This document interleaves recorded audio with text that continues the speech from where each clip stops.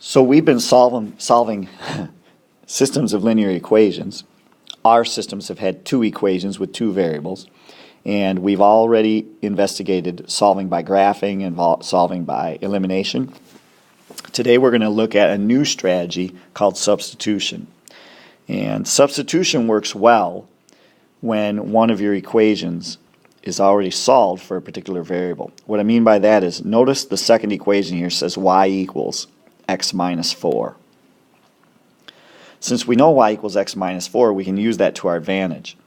This system is not set up for elimination. We'd have to move stuff around to make that happen.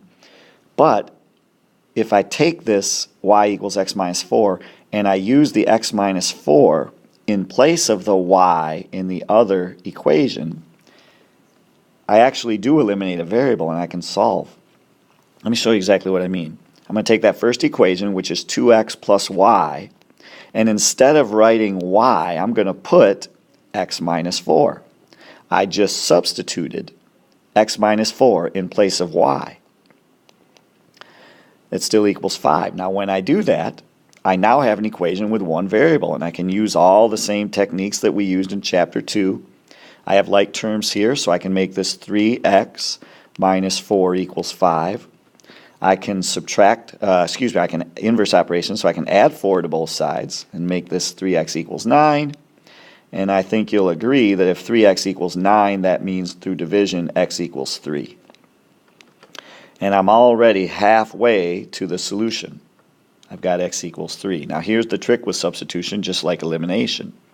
Once you find out the value of one of the variables, you can use it in any of the equations. So I'm going to use it in this second equation right here. I'm going to substitute 3 in for x. And I'll do that down here. I'll take my 3, and instead of y equals x minus 4, I'll put y equals 3 minus 4. Because that's what x equals, right? X is 3, so I can put the 3 where the x is. And when I do that, 3 minus 4 is negative 1. So that tells me y is negative 1. I know I squeezed it in there on the bottom of the slide here. So the solution to this system is the x-coordinate of 3 and the y-coordinate of negative 1. We use this method of substitution to solve instead of elimination or graphing. And the key step is right here when we substituted x minus 4 in place of y in the top equation. That's a little introduction to substitution. Let me show you several other examples so you can see how this fits.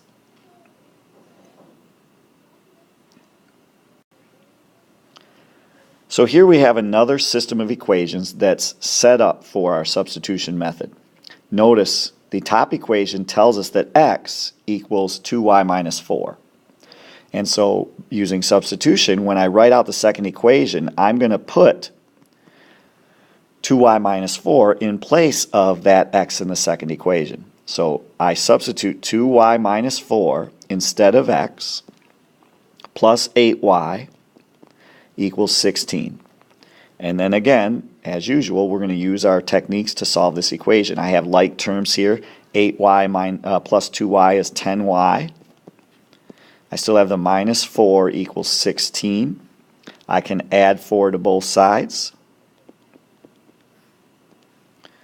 These cross out. I get 10y equals, what is that, 20? Ooh, so that means y equals 2. That's good news. Okay, again, like all of the other systems we've solved, once I know y equals 2, I can use that in one of these equations. I recommend that you use it in the one that says x equals. So we're going to put 2 in place of y in the x equals equation. That gives us x equals, let me move this up a little bit. Is it going to let me erase? Yes, it is. Yay. X equals 2 times y, which is also 2, right? This is the y. 2 times y minus 4. Well, 2 times 2 is 4, and 4 minus 4 is 0. So x equals 0. So the solution to this system is 0, 2. Please don't panic if you get a 0. It's just a number, and it is on the coordinate plane, so it's a valid solution. So that's substitution again. The substitution step happened right here where we put 2y minus 4 in place of x. So far the two examples that I've shown you were sort of set up. Notice that the x term in this equation had no coefficient, or I guess you could say it had a coefficient of 1, so the substitution was easy. When we start putting numbers in front of this variable that we're going to do the substitution on, it gets a little more complicated. So I want to make sure to show you a few examples where that's the case.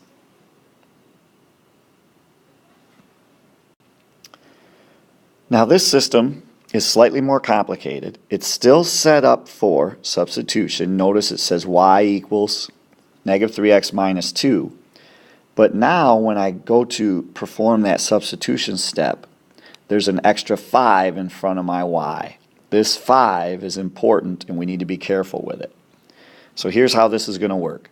We still rewrite the first equation, negative 6x plus 5. The 5 stays there. And then instead of y, in parentheses, you substitute the expression for y, which is negative 3x minus 2. Keep the parentheses. We substitute that in and then finish off this with equals negative 10, right? Okay, so all I've done here, just to be clear, is I've substituted the expression for y in place of the y variable. Now, once we get here, we have to follow all the steps that we did in Chapter 2 to solve this thing. In particular, we have to distribute this 5. And be careful when you distribute it because there's these weird negative signs. Negative 6x is still negative 6x, but when you do 5 times negative 3x, you get minus 15x. And when you do 5 times negative 2, you get minus 10. And then, of course, equals negative 10 is still there. Now, we have some like terms that we're going to combine, and that makes what? Negative 21x minus 10 equals negative 10. We add 10 to both sides, and we're not going to panic when we figure out that this is negative 21x equals 0. When you divide both sides by negative 21, you just get x equals 0. That's okay. I actually like that. All right. Once you get x equals 0, you can use it in any of the equations above, and I always recommend that you pick the one that says y equals or x equals. So we're going to plug in, let me draw a little dividing line here. To finish this equation off, we're going to plug in 0 where the x is in that equation. So it's going to be negative 3 times 0 minus 2. Well, negative 3 times 0 is just 0, and 0 minus 2 is negative 2. So y equals negative 2. That tells me that my solution is 0, comma, negative 2. Again, this problem was more challenging because there's a number in front of the variable where I plan to do the substitution. So you have to distribute like we did here. Please remember to distribute. And even if this is just a negative 1 in front, you still have to distribute. Okay, I think we need to try one more where you have to distribute. So here again, you'll see we have a system that's set up for substitution. We know that y equals 3x plus 17. We're going to take that and substitute it where the y is in the first equation, keeping in mind that that 6 is stuck in front of the y. So when you rewrite this equation, it's going to be 6x plus 6, and then you do the substitution. In parentheses, 3x plus 17. We need the parentheses because both terms need to be multiplied by 6. And then we finish it off with equals negative 18. This is the key step. Distribute the 6 to both terms. So I end up with 6x plus 18x plus 17 equals negative 18. I just made a huge mistake. Please don't do that. You have to distribute the 6 to both terms. This is 102. Come on, man. Okay, just let me reiterate what happened here. You have to distribute the 6 to both terms. So 6 times 3 and 6 times 17. I wrote 17, but I didn't multiply. It has to be 102 there. 6 times 17, I think, is 102. All right. Mrs. Bush will yell at me about that later. Let's keep going. This is 24x when you combine like terms. Do not panic. You have to do an inverse operation of minus 102 to both sides, but this is a doable math problem. Negative 18 and negative 102 is simply 120, negative 120. And then we're going to divide by 24. And I believe that gives us 5, or negative 5. So x equals negative 5. Okay? That's half of the solution.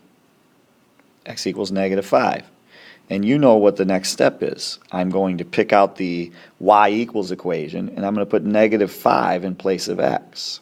So it's going to be 3 times negative 5 plus 17.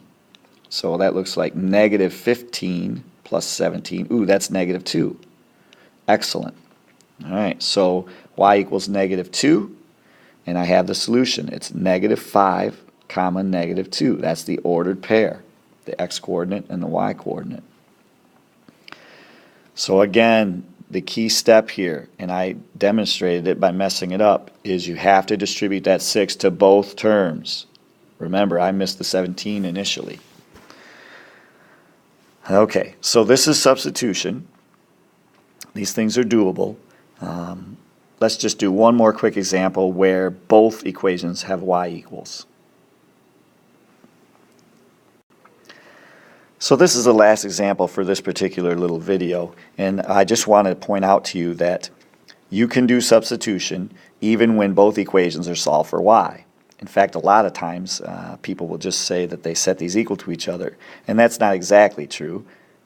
It is exactly true, but what they're really doing is they're still doing substitution. So you take this 2x and you substitute it where the y is in the other equation. Now here's the thing that's important. When you substitute that 2x in, you end up with variables on both sides. This happens a lot. And remember, there's a different strategy for solving with variables on both sides than when you just have like terms on the same side. In order to put the like terms together that are on opposite sides of the equal sign, we have to use inverse operations. So I'm actually going to do minus x. This is really a minus 1x, remember, from both sides. When you do minus 1x from both sides, you get 1x, or just x, equals, these cross out, and I get 5. So I get x equals 5, which is good news. And then you can use this in either equation. So either you can do 2 times 5 or you can do 5 plus 5. I'm going to go with a 5 plus 5. So this is y equals, this x is 5, plus 5, which is 10. And so yes, my ordered pair is just 5 comma 10. The math was easy in this problem, but the step that I'm worried about is this step where you have to deal with variables on both sides of the equal sign. All right, we use inverse operations to deal with variables on both sides of the equal sign. We do not just simply combine like terms. All right, that's substitution. Sorry I couldn't be with you in class this hour, but we're going to work on some problems. A couple of the problems I did in these videos are actually on your sheet, so if you're clever, you can actually cheat off me. And we'll continue this more next time I see you. Good luck.